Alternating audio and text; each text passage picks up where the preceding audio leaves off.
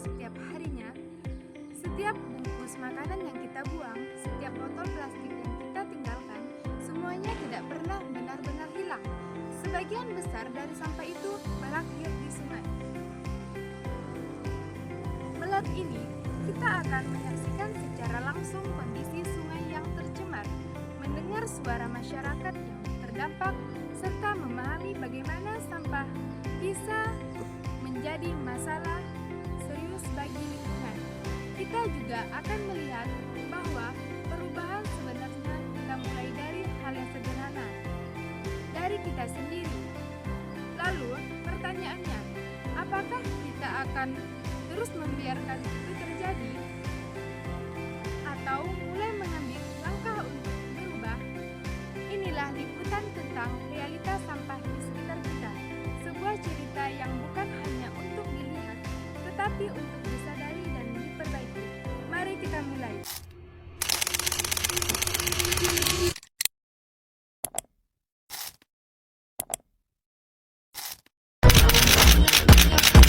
Kalau kita ngomongin soal sampah nih, data dari Sistem Informasi Pengelolaan Sampah Nasional Maju diperingati sebagai Hari Lingkungan Hidup Sedunia. Ironis, kondisi laut Indonesia kini berada dalam situasi kurang beruntung. Beberapa titik penampungan sampah ilegal di bantaran Sungai Cikeas, Bogor, Jawa Barat yang memprihatinkan. Tumpukan sampah menggulung. Sampah plastik yang paling serius mendapatkan perhatian. Ya benar, sampah plastik ini terus meningkat setiap tahunnya. Diharapkan pemerintah bisa menemukan solusi untuk mengurangi produksi sampah. Dibarengi dengan pengelolaan sampah yang bertanggung jawab sehingga plastik berakhir rilis. Kondisi laut Indonesia kini berada dalam situasi kurang beruntung. Beberapa titik sudah jadi tempat pembuangan. Desa ini indah, udaranya segar, pepohonnya rindang, dan senyum warganya hangat menyambut siapa saja yang datang. Dari kejauhan, ia tampak seperti lukisan sebuah surga kecil yang tersembunyi di balik bukit dan hamparan yang menghijau. Tapi, di balik semua ini, ada satu hal yang mereka pura-pura tidak lihat. Yang dimana sungai di belakang desa itu, yang dulunya jernih seperti kaca, yang dulu jadi tempat anak-anak tertawa dan bermain, kini berubah warna menjadi coklat dan keruh. Penuh dengan plastik, botol bekas dan sampah rumah tangga yang mengapung tanpa malu. Ada masanya sungai itu hidup, ada masanya ikan-ikan berlompatan di permukaannya, ada masanya ibu-ibu mencuci sambil bernyanyi di tepiannya, dan anak-anak berenang hingga kulit mereka mengkeriput seperti kismis. Ini adalah kebiasaan yang tumbuh perlahan tanpa disadari, hingga menjadi sesuatu yang dianggap wajar. 1 plastik, 2 botol, 3 kantong kresek. Lama-lama sungai itu pun menyerah.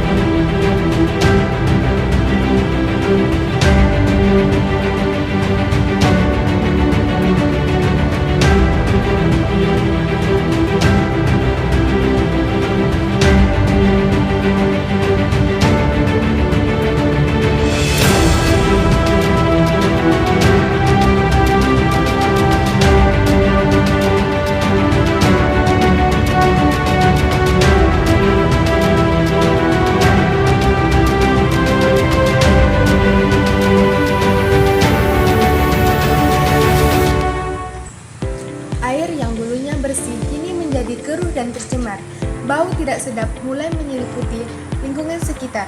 Makhluk hidup yang bergantung pada sungai pun mulai terancam. Ikan-ikan kehilangan habitatnya dan ekosistem perlahan rusak. Tidak hanya itu, sampah yang menumpuk juga dapat menyumbat aliran air. Saat hujan deras datang, sungai tidak mampu lagi mengapung debit air. Akibatnya banjir pun terjadi. Plastik mengapung di permukaan air, botol-botol bekas terbawa arus dan kantong plastik tersangkut di antara bebatuan. Pemandangan ini bukan lagi hal yang langka. Hampir di setiap sudut sungai, kita bisa menemukannya. Sampah-sampah ini datang dari aktivitas manusia sehari-hari, dari rumah, dari pasar, dan dari jalanan. Semuanya bermuara di tempat yang sama, yaitu sungai. Tanpa kita sadari, kebiasaan kecil seperti membuang sampah sembarangan telah membawa dampak yang sangat besar. Nah, di sini banyak sekali sampah. Sampah yang menumpuk di sungai-sungai.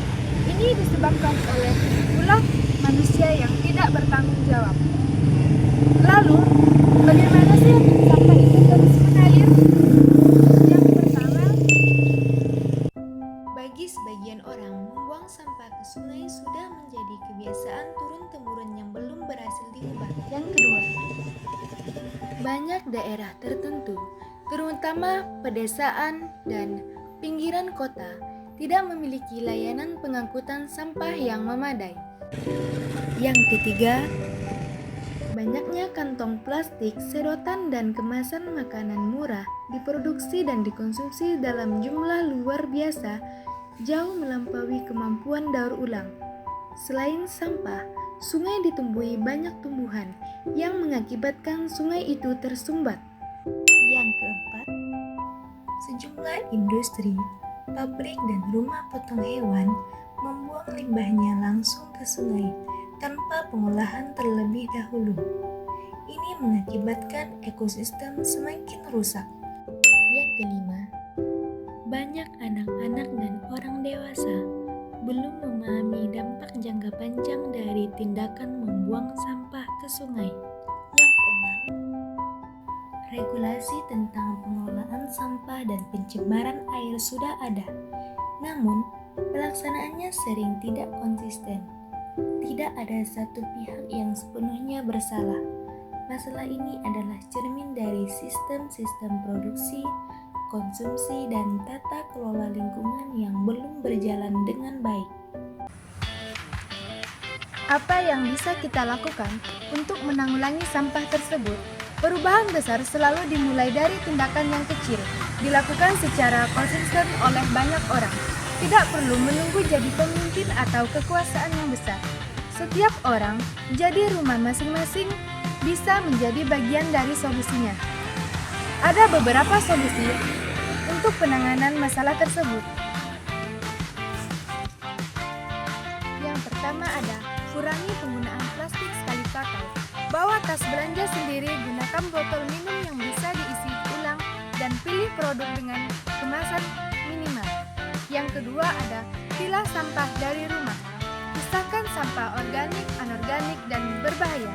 Memanfaatkan program bank sampah di lingkungan sekitar.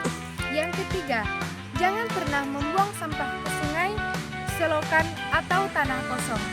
Sekecil apapun sampahnya, ia akan menemukan jalannya ke sungai. Yang keempat ada, ikut serta dalam kegiatan bersih sungai. Banyak komunitas mengadakan kegiatan ini secara rutin, ajak teman, keluarga, dan tetangga. Yang kelima ada, edukasi orang-orang di sekitar. Perubahan perilaku dimulai dari kesadaran. Ceritakan apa yang kamu tahu kepada adik, orang tua, dan tetangga. Yang keenam ada, dukung dan awasi kebijakan lingkungan. Dorong pemerintah daerah untuk meningkatkan layanan sampah, menegakkan aturan, dan melindungi keadaan sungai. Bayangkan, jika sungai kembali bersih, air mengalir jernih tanpa sampah, dan kehidupan di dalamnya kembali normal. Ini bukan hal yang mustahil. Selama kita mau berubah dan mulai bertindak dari sekarang, sungai bukan tempat sampah. Sungai adalah sumber kehidupan. Sudah saatnya kita menjaga apa yang harus kita lindungi. perubahan tidak harus dimulai dari hal yang besar. Langkah kecil pun bisa membawa dampak yang luar biasa. Tidak membuang sampah sembarangan, mengurangi penggunaan plastik sekali pakai, dan mulai peduli terhadap lingkungan sekitar adalah hal awal dari perubahan. Disinilah pentingnya pendidikan lingkungan hidup. Melalui pendidikan, kita diajarkan memahami hubungan antara manusia dan lingkungan. Kita belajar bahwa setiap tindakan yang kita lakukan akan memberi dampak bagi alam. Pendidikan lingkungan hidup bukan hanya sekedar teori, tetapi tentang kebiasaan, tentang sikap, dan tentang tanggung jawab. Jika kesadaran ini kita tanamkan sejak dini, maka generasi mendatang akan tumbuh dan dengan rasa peduli terhadap lingkungan. Kita dapat menyadari bahwa permasalahan sampah plastik bukan lagi sekedar isu lingkungan yang biasa, melainkan dari sebuah kenyataan yang harus segera kita hadapi bersama. Sungai yang tercemar, ekosistem yang rusak, hingga bencana banjir yang terjadi, semuanya berawal dari kebiasaan kecil yang sering kita anggap sepele. Namun, di balik semua itu, masih ada harapan yang harus kita wujudkan. Perubahan tidak selalu harus dimulai dari langkah yang kecil, tapi dari kesadaran dan kepedulian kita yang sederhana, dan kebiasaan yang baik yang kita lakukan setiap hari. Ketika satu orang mulai peduli, lalu diikuti oleh banyak orang yang lainnya, maka perubahan bukan lagi hal yang mustahil. Melalui pendidikan lingkungan hidup, kita diajak untuk tidak hanya memahami tetapi juga bertindak. Karena menjaga lingkungan bukan hanya sekedar tentang hari ini, tetapi tentang masa depan yang akan kita wariskan. Mari kita mulai dari diri kita sendiri, dari sekarang dan dari hal-hal yang kecil. Karena pada akhirnya dunia ini bukan hanya tempat kita hidup, tetapi juga titipan yang harus kita jaga. Menutup liputan khusus kali ini, saya ingin mengajak masyarakat untuk merefleksikan kembali setiap realitas yang telah kita saksikan bersama.